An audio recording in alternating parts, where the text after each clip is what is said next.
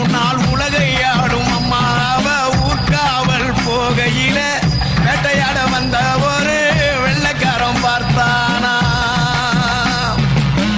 அர்த்தஜாம நேரத்துல யாரும் இல்ல வேளையில போற பொண்ணு யாருன்னு நம்ம ஊரு ஆள கேட்டானா கேட்டானா கேட்டானா. அது பொண்ணு இல்ல மானிட பொண்ணு இல்ல இந்த மண்ணை